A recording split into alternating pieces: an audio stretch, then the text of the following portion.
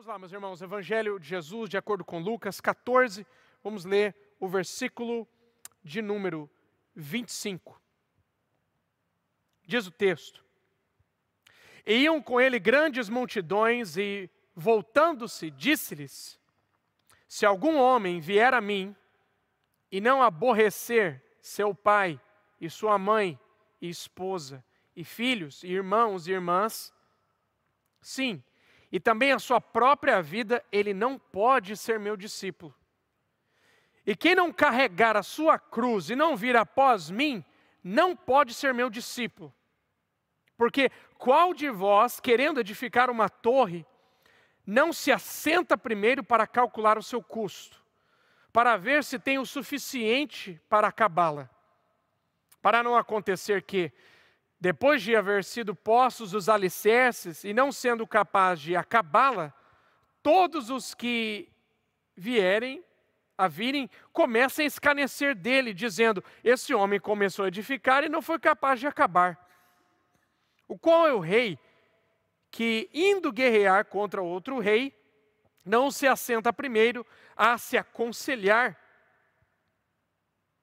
se com 10.000 é capaz de sair ao encontro do que vem contra ele com 20.000? Do contrário, estando o outro ainda longe, ele envia embaixadores e pede condições de paz. Assim, pois, qualquer de vós que não renunciar tudo quanto tem, não pode ser meu discípulo. Essas são as palavras do nosso Senhor Jesus Cristo. Graças a Deus. Meus irmãos, a mensagem nessa noite eu quero trazer debaixo do tema o mandamento do discipulado, a ordem do discipulado, o mandado do discipulado.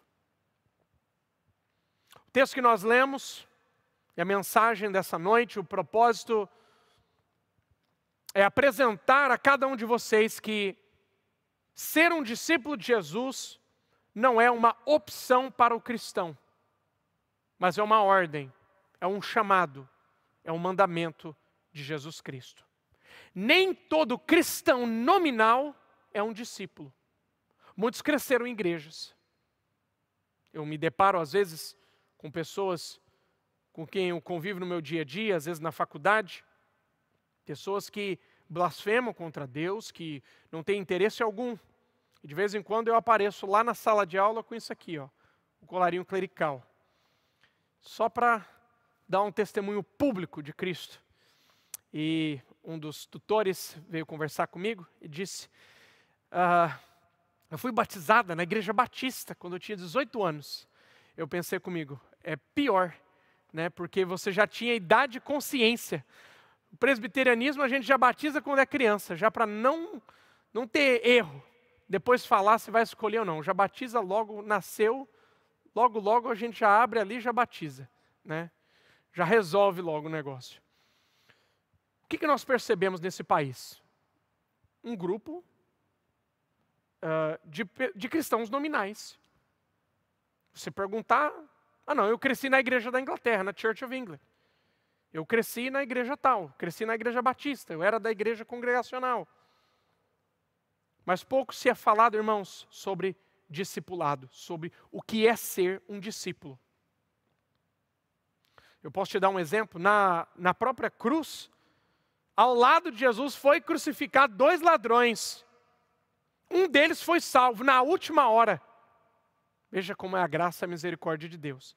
Porém, aquele homem nunca teve o privilégio de ter andado com Jesus, de ter sido um discípulo de Jesus Cristo. Se você ler lá em Lucas 23, versículo 39 a 43, ele é salvo. Senhor, lembra-te de mim quando vierdes com o teu reino. Jesus disse, hoje mesmo estarás comigo no paraíso. Que coisa poderosa, foi salvo, mas não teve o privilégio de ter sido um discípulo.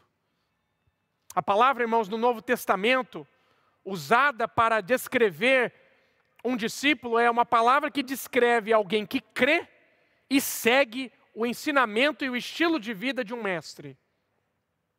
Eu quero afirmar para vocês aqui que o discípulo, ele é alguém que crê na doutrina do seu mestre, imita o seu estilo de vida e exemplo, está preparado para sacrificar-se pelo seu mestre. Ele crê, ele imita o seu estilo de vida e ele está pronto para se sacrificar pela causa do seu mestre. O que é um discípulo de Jesus Cristo? É alguém que crê na doutrina, no ensino, na palavra de Cristo. É alguém que procura imitar o seu estilo de vida e o seu exemplo. E é uma pessoa que está preparada para se sacrificar pelo mestre Jesus Cristo. A igreja, irmãos, quando ela nasce, veja que o próprio Senhor Jesus, ele deixa claro: eu vou edificar a minha igreja e as portas do inferno não prevalecerão contra ela. A igreja, ela nasce empoderada pelo Espírito Santo e ela tem uma missão a cumprir. É o que nós chamamos de a grande comissão. Abra comigo lá no Evangelho de São Mateus, capítulo 28. Vamos ler o versículo de número 18. Diz o texto: e Jesus veio e lhes falou, dizendo: foi-me dado todo o poder no céu e na terra. Portanto, ide, ensinai a todas as nações, batizando-as em nome do Pai e do Filho e do Espírito Santo, ensinando-as a guardar, observar todas as coisas que vos tenho mandado. E eis que estou convosco sempre, até o fim do mundo. Amém. Outra versão mais conhecida, ele diz: é-me dado todo o poder no céu e na terra. Por causa disso, ide por todo o mundo, fazei discípulos de todas as nações, ensinando, batizando-os em nome do Pai, do Filho e do Espírito Santo, e ensinando-os a guardar tudo que vos tenho ordenado. E eis que estou convosco todos os dias até a consumação dos séculos. Então veja que a ordem de Jesus é ir por todas as nações e pregar a mesma mensagem. A mesma mensagem. Ensinar todas as nações. Ensinar o quê? O texto continua dizendo: obediência aos mandamentos de Cristo. A igreja, irmãos, ela não pode parar. E é claro que isso só vai acontecer se for a graça e a misericórdia de Deus. Se Deus derramar de fato um avivamento. Mas a igreja não pode parar até que vejamos esse país aos pés da cruz de Jesus Cristo. Irmãos, nós não podemos parar até que vejamos Londres confessando que só há um Rei dos Reis e Senhor dos Senhores, Jesus Cristo, nosso Salvador. Essa é a nossa missão. Essa é a mesma missão que é dada para um missionário que vai para o Nepal, que vai para a Itália, que vai para a Rússia, que vai para o Congo, para o Chile, para a América. A mesma mensagem, o mesmo objetivo: fazer discípulos das nações, discipular as nações à obediência de Jesus Cristo. Mas o que nós vemos? Nós vemos um politicamente correto hoje, que agora a grande comissão tem sido interpretada como um aspecto do colonialismo. Então, o missionário não pode ir para uma tribo longe, chegar lá e dizer, como muitos missionários assim fizeram, que eles não deveriam, por exemplo, praticar o canibalismo. Por quê? Porque todo ser humano foi criado à imagem e semelhança de Deus. Mas o que esses modernistas dizem? Não, você não pode falar isso. Isso é colonialismo. Você está impondo a sua religião nessas pessoas. Mas veja o preâmbulo da grande comissão. É o próprio Senhor Jesus que ressuscitou dentre os mortos, que venceu a morte. Ele diz: é-me dado todo o poder no céu e na terra. Todo esse universo me pertence. Londres me pertence. Por causa disso, portanto, ide e prega o Evangelho. Faça discípulos, batiza eles em nome do Pai, do Filho e do Espírito Santo. E ensina eles a guardar tudo que vos tenho ordenado. Qual é a autoridade que a igreja tem para avançar a sua missão? É a autoridade do Cristo ressurreto. Aquele que é o Senhor do universo, aquele que é o Senhor do céu e da terra, aquele que comprou com o seu sangue o seu povo. Bendito seja Deus. Louvado seja Deus. Então é debaixo dessa autoridade, irmãos, que nós avançamos, que nós pregamos o Evangelho. Ah, mas as pessoas não gostam. Pode não gostar, meus irmãos. A Bíblia fala que quando nós pregamos o Evangelho, para aqueles que são chamados é como o bom perfume de Cristo, mas para outros é como um cheiro de morte. Somos chamados a proclamar, a fazer discípulos, mas para fazermos discípulos, precisamos ser discípulos de Cristo. Veja o que diz em Lucas, capítulo 14, versículo 25. O texto diz: e iam com ele grandes multidões. E voltando-se, disse-lhes: se algum homem vier a mim, e na versão em inglês fala hate, odiar, aborrecer a seu pai, sua mãe, esposa e filhos, irmãos e irmãs, sim, também a sua própria vida, ele não pode ser meu discípulo. Meus irmãos, grandes multidões seguiam a Jesus como resultado do seu ministério miraculoso.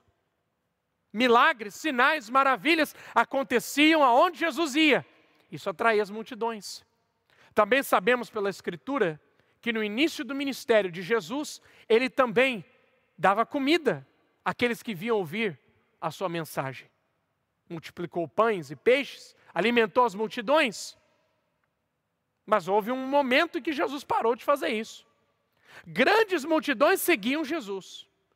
Entretanto, contudo, ele vira para as multidões e fala: se você não está preparado, como a King James, a versão diz, para odiar seu pai, sua mãe, irmão, irmã, filho, filha, por amor de mim e do Evangelho, você não pode ser meu discípulo. O que Jesus está mostrando? Que ele não está interessado na multidão, ele está interessado naqueles que se tornarão verdadeiros discípulos.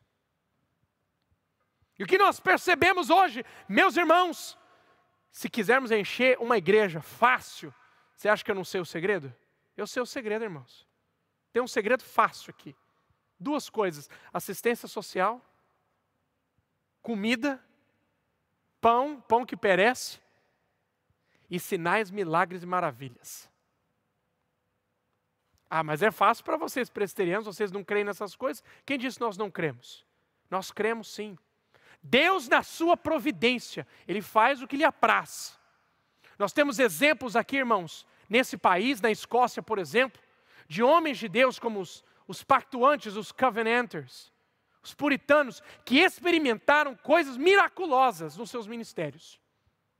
Um grande homem chamado Alexander Peden, por exemplo, um ministro, pastor presbiteriano, que na época foi coagido pelos líderes da igreja a negociar a sua fé, e aquele homem relutante não aceitou isso.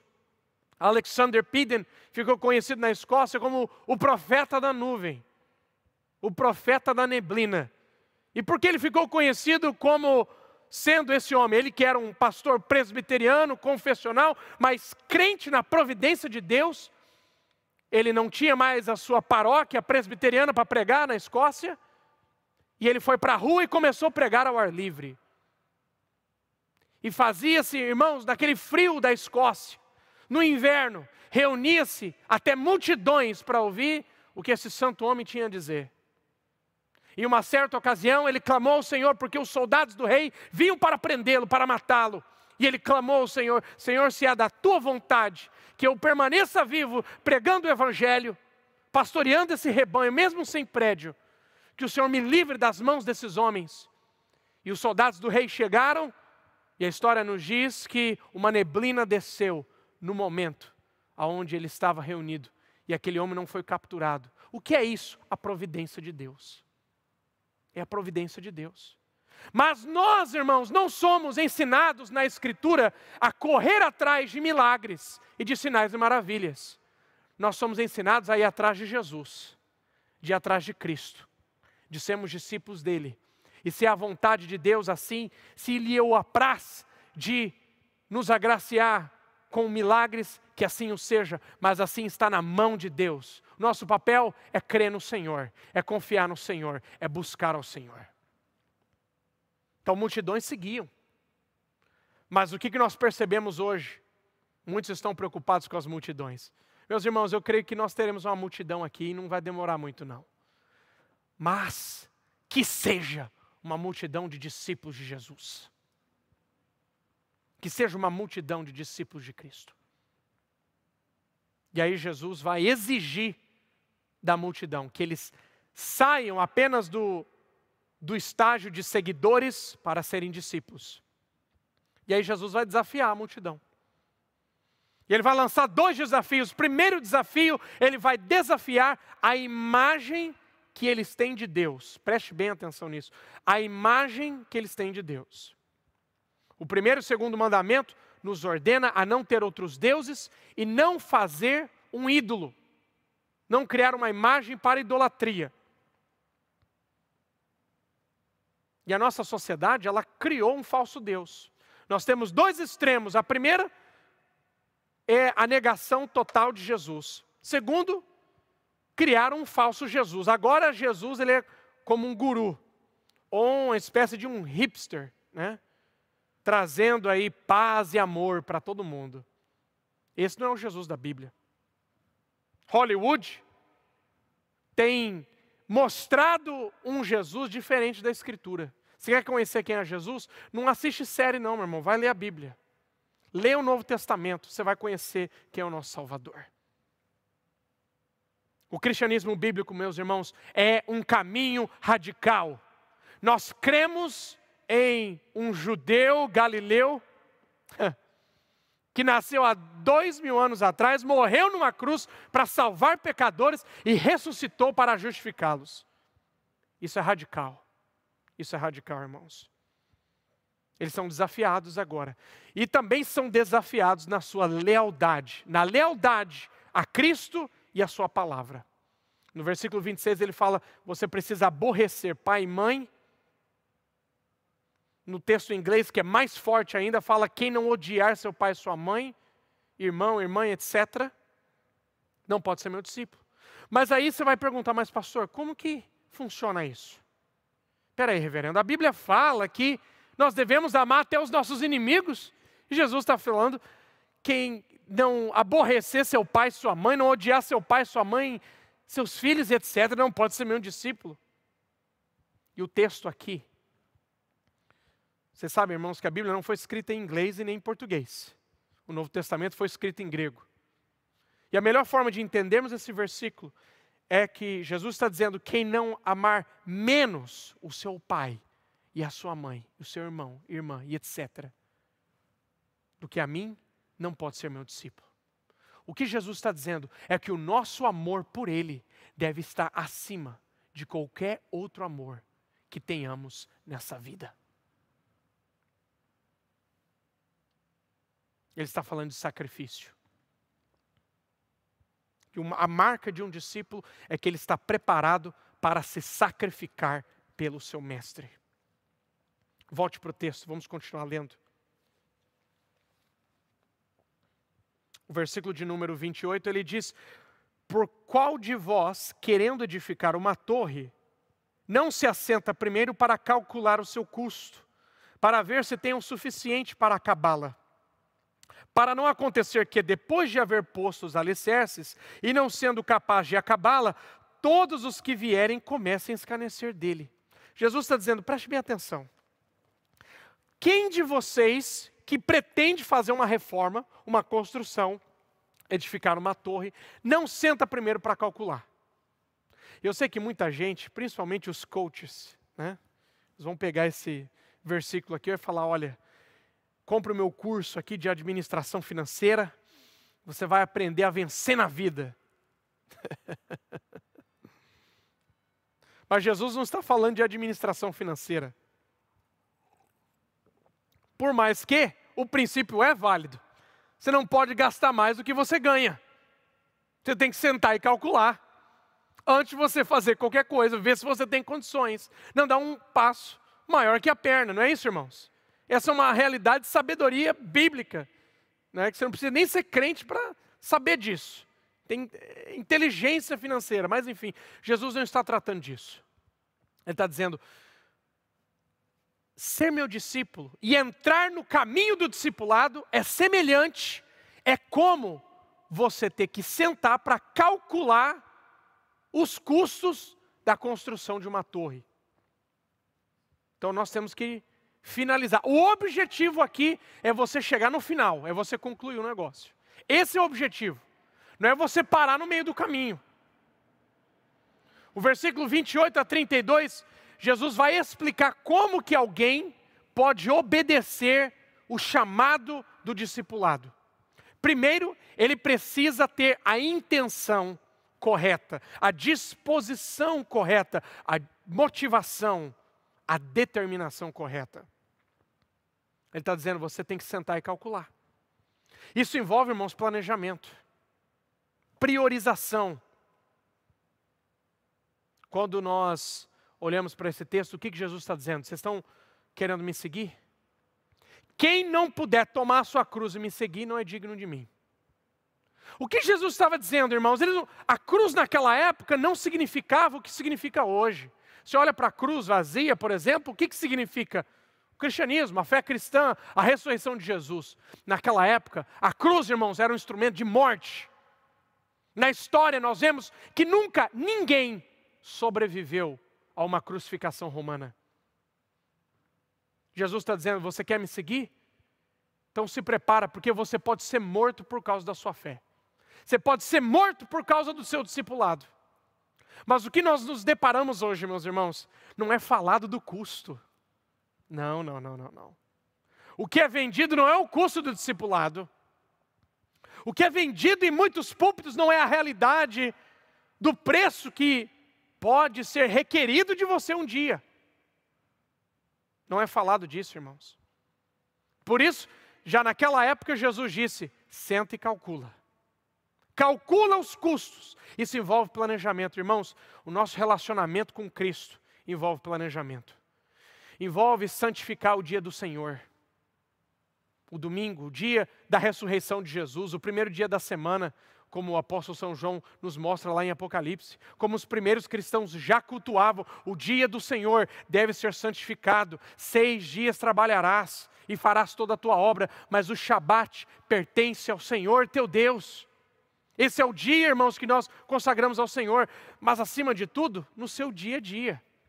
Se você não marcar horário, irmãos, para você sentar, ler a palavra de Deus e ter comunhão com Cristo, não acontece. Nós temos tempo para tudo. Senta e calcula.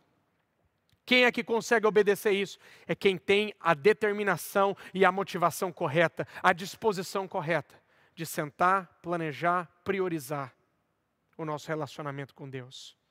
Isso significa, irmãos, obedecer apesar dos nossos sentimentos. Tem nada a ver com sentimento. A nossa sociedade criou essa ideia equivocada, que você precisa sentir. Se você não sentir, não é sincero, não é verdadeiro. Não é isso que a Bíblia ensina. A Bíblia fala de obediência. Agrada-te do Senhor. É você que tem que se agradar dEle. E Ele concederá o desejo do seu coração. Louvado seja Deus. Meus irmãos, como podemos obedecer ao chamado do discipulado? O segundo passo é prepare-se para sacrificar. Ser um discípulo requer sacrifício. E de que sacrifício eu estou falando aqui? Estou falando de convicções, de ideias, de pensamentos, de crenças erradas, de prazeres pecaminosos, de relacionamentos. Às vezes a nossa lealdade a outras pessoas, que se interpõem a nossa lealdade a Cristo. Um discípulo é alguém preparado para sacrificar. E nós podemos olhar para um exemplo de sacrifício, que é a própria cruz do nosso Senhor Jesus. Como Ele se sacrificou por nós. Bendito seja Deus. Meus irmãos, ser um discípulo requer pagar um preço de profissão pública de fé. No próximo domingo nós teremos o recebimento de pessoas, dos candidatos à membresia, que serão recebidos como membros da nossa igreja. É requerido deles que façam uma profissão pública de fé. E nesse sermão, eu estou falando aqui da profissão de fé litúrgica, do culto. Eu estou falando de uma profissão de fé diária em que você confessa Jesus como Senhor da sua vida diariamente. É uma realidade na sua vida. Abra comigo lá no Evangelho de Mateus, capítulo 10. Evangelho de São Mateus, capítulo 10, o versículo 32. Diz o texto: portanto, qualquer que me confessar diante dos homens, eu também o confessarei diante do meu Pai que está no céu. Mas qualquer que me negar diante dos homens, eu também o negarei diante do meu Pai que está no céu. Meu irmão, minha irmã, tem um preço a ser pago pela nossa profissão de fé.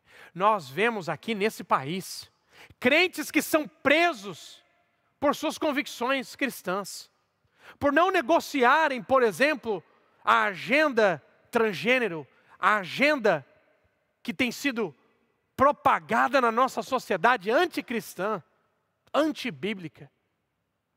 Há um preço a ser pago, meus irmãos. Jesus disse: aquele que me confessar diante dos homens, eu vou confessar diante do meu Pai que está no céu. Aquele que me negar diante dos homens, eu também o negarei. Abre comigo lá em Romanos capítulo 10. Vamos ler o capítulo 10, o versículo... Romanos 10, versículo 8 a 13. Mas o que diz? A palavra está junto de ti, na tua boca, no teu coração. Esta é a palavra da fé que nós pregamos. Se confessares com a tua boca o Senhor Jesus, e creres em teu coração que Deus o ressuscitou dentre os mortos, tu serás salvo. Porque com o coração o homem crê para a justiça, e com a boca se faz confissão para a salvação. Porque a Escritura diz: todo aquele que nele crer não será envergonhado.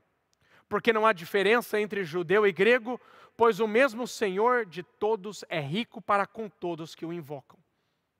Porque todo aquele que invocar o nome do Senhor será salvo. Como? Então eles invocarão se não há a quem não creram? E como crerão naquele de quem não ouviram? E como eles ouvirão se não há quem pregue? E como pregarão se não forem enviados? Como está escrito: quão formosos são os pés dos que pregam o evangelho da paz, dos que trazem boas notícias de boas coisas. Louvado seja Deus. Há um preço, irmãos, a ser pago para a confissão pública de fé. É requerido de uma pessoa que ela confesse Jesus estando em vida para a sua salvação. Isso significa crer com o coração, confessar com sua boca. Tem muitos tipos de evangelismos que acontecem aí. O pessoal sai para evangelizar e aí eles, ao invés de proclamar o evangelho, quem é Cristo, a necessidade de salvação, porque somos pecadores condenados diante de Deus. O que Jesus fez e o que é necessário que o pecador faça: arrependimento e fé em Cristo. Ao invés de eles proclamarem essa verdade, o que eles fazem, eles querem pular a cerca, né? Então eles querem que a pessoa repita a chamada oração do pecador, né? Faz uma oração mágica, repete essa oração mágica. O pessoal sai para evangelizar, aí eles voltam dizendo: ganhamos 300 almas para Jesus. Que maravilha! Provavelmente não ganharam nenhuma. Porque no outro domingo, quantas daquelas 300 estarão numa igreja? Quantas estarão na casa de Deus obedecendo o que a grande comissão fala, que é serem batizadas e aprenderem a obedecer os mandamentos de Cristo? Houve verdadeira conversão? Pelos frutos conhecereis. Meus irmãos, nós precisamos entender uma coisa: o texto fala que a pessoa tem que crer com o coração, e a pessoa só crê se ela for convencida pelo Espírito Santo. Ela só crê se o coração dela for transformado do império das trevas para o reino da luz. Ela só crê se Deus der a ela um novo coração. E quando é que Deus faz isso? Deus faz quando a palavra de Deus é pregada. Como crerão se não há quem pregue? Como crerão naquele de quem nada ouviram? Como pregarão se não forem enviados? Nós temos a resposta. A igreja tem a resposta para esse mundo de trevas. Louvado seja Deus. Afirmar Cristo diariamente. Esse é o chamado do discípulo. E se eu não quiser ser um discípulo? Só quero ser membro de igreja. Só quero ser um crente do banco. Então você tem que sentar e calcular também. Porque há um preço de ouvir essa mensagem e negligenciar. Há um preço também que se paga. Aqueles que se recusam a continuar no caminho do discipulado e crescer nesse caminho, Jesus vai explicar a quem eles são semelhantes. Volta lá para Lucas 14. Olha o que diz o versículo 34. Sal é bom, mas se perder o sabor, com que há de temperar? Nem servirá para a terra, nem para adubo, mas os homens lançam-no fora. Quem tem ouvidos para ouvir, ouça. Calcule. Você não quer entrar no caminho do discipulado? Ele está dizendo, você é semelhante ao sal. Ou seja, é você chegar naquele grande dia do retorno de Jesus, e Jesus perguntar, o que você fez da sua vida? Depois que eu te salvei, depois que eu te dei uma nova vida. O que você fez pelo meu reino, pela minha obra? Ah, Senhor, eu gastei todo o meu tempo na internet brigando com as pessoas.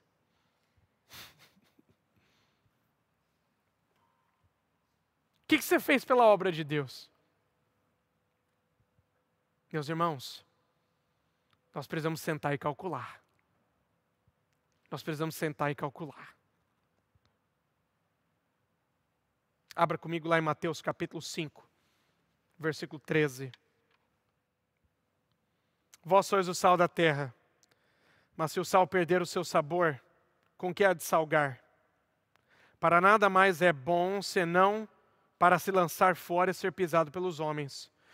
Vós sois a luz do mundo. Não se pode esconder uma cidade estabelecida sobre o monte. Nem se acende a candeia e coloca debaixo do alqueire, mas sobre um castiçal, e dá luz a todos que estão na casa. Deixai a vossa luz brilhar diante dos homens, para que vejam as vossas boas obras e glorifiquem a vosso Pai que está no céu. Bendito seja Deus. Somos sal e luz. Não é para ser escondido, irmãos. Por isso que vocês têm visto o nosso trabalho. Natal agora, estávamos lá na Trafalgar Square. Não tinha uma multidão com a gente, mas ali estávamos tomando uma posição por Jesus, pregando publicamente o Evangelho de Jesus. E nós vamos ter mais evangelismos agora, durante esse período aí de primavera e verão, nós vamos aproveitar o clima, vamos estar nas ruas proclamando o Evangelho de Jesus, orando pelas pessoas, convidando as pessoas para a igreja, não só no evangelismo público, mas no evangelismo pessoal, no seu dia a dia, falando de Jesus para outras pessoas, através dos grupos pequenos. Se Deus quiser, nós vamos expandir, não só aqui, mas em outras cidades aqui da Inglaterra também. A obra de Deus vai avançar, irmãos. Sabe por quê? Porque o texto aqui nos fala, deixai a vossa luz brilhar diante dos homens.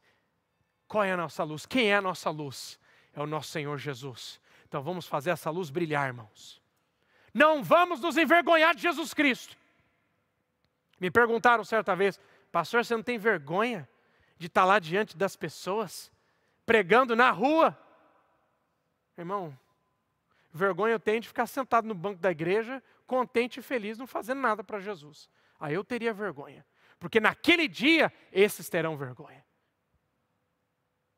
Mas aqueles irmãos que são discípulos de Cristo, que foram alcançados pela sua misericórdia, pela sua graça, e com gratidão servem ao Senhor. Com gratidão pelo sacrifício que Ele fez. Como discípulos do Mestre, estão dispostos a sacrificar, às vezes os seus recursos, às vezes o seu tempo, às vezes a sua energia, a sua disposição. Eu não sei, irmãos, o que Deus tem requerido de você. Você e Deus sabe. Eu só quero dizer que valerá a pena. Que vale a pena, meus irmãos.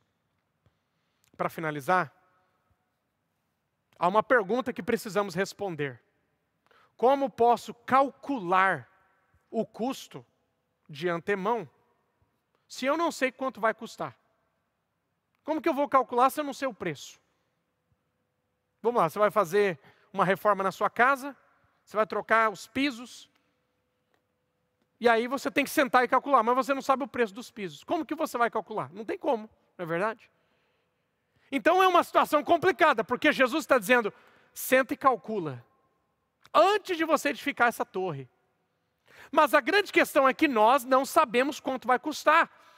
Ou seja, traduzindo para a nossa realidade, irmãos, nós não sabemos o que Deus vai requerer de nós nesse caminho do discipulado. A uns Deus requer mais do que outros. Seguir e obedecer ao Mestre. Eu estive nesse país no ano de 2016, dando aula num seminário aqui em Londres, e eu vim para cá, irmãos, nas primeiras 2 semanas eu não gostei desse lugar. Gostei como turista. Não tinha vontade nenhuma de morar aqui. Eu olhei para o céu, não vi o sol, só nuvens, só escuridão, me deu uma depressão. Deus que me livre.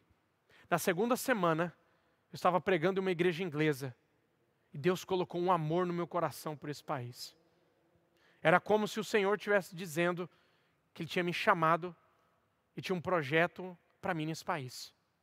Eu voltei para o Brasil, vendi tudo que eu tinha, cheguei aqui com 3 malas, 145 libras no bolso para viver. E o Senhor me sustentou até hoje, irmãos. Louvado seja Deus. E aqui estamos nós, avançando na obra de Deus. Eu não sei, irmãos, o que Deus vai requerer de você. Mas mesmo assim Jesus está dizendo, calcule. Mas como que você pode calcular se eu não sei o preço? Essa que é a grande questão. A resposta nós encontramos no versículo 33 do capítulo 14 de Lucas. Assim, pois, qualquer um de vós que não renunciar a tudo quanto tem, não pode ser meu discípulo. Como que eu posso calcular o preço? O preço é, entrega tudo. É como aquele hino diz, tudo entregarei,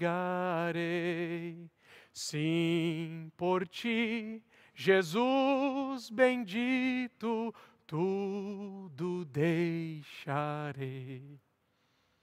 Entregue tudo ao Senhor, entregue a sua vida a Ele. Entregue-se ao Senhor. Senhor, faça de mim o que o Senhor quiser. Guia os meus passos, guia, Senhor, a minha vida. Eu quero te seguir. Eu quero ser um verdadeiro discípulo, discípula de Jesus Cristo. Amém.